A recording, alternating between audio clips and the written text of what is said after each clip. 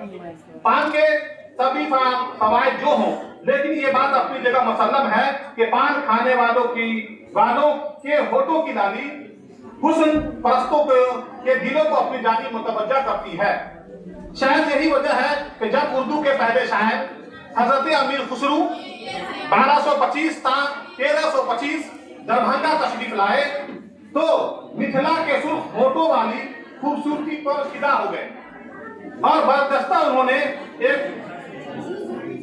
کتاب یعنی چوپائے و زبان ریختہ کہی، جس کی اشعار ملاحظہ فرمائے: ہندو بچے ہائی کے عجب رنگ دھرے چھے، بر وقت سخن گفتن مکھ طول جھرے چھے، گفتم سے لب لالی تو یک بوسا بگیرم، گفتار کہ اے ارے رام فرق کائی کرے چھے۔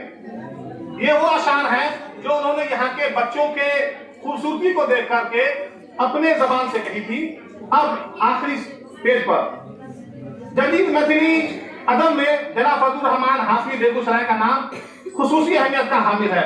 جہاں وہ ایک طرف شعری تخلیق کے لیے متھلا ادب میں مشہور ہیں تو دوسری طرف اس زبان کے اہم ستون کے طور پر دیگر تخلیقی کاموں میں منہمک ہیں۔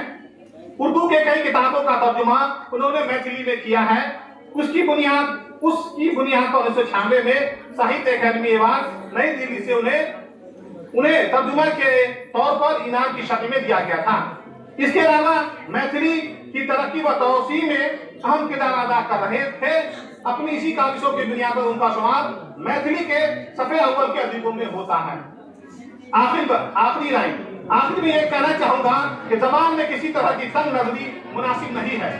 بہت سارے لوگ اپنی زبان و ادب کے علاوہ دیگر زبان و ادب کو نظر انداز کرتے ہیں جو کسی طرح سے اچھا نہیں ہے۔ زبان کسی کی میراث نہیں ہوتی۔ جو بس زبان کی خدمت کرے گا وہ اس زبان کے لیے باعث فخر ہوگا اور وہ اس زبان کا مسیحا کہلائے گا۔ السلام علیکم ورحمۃ اللہ وبرکاتہ۔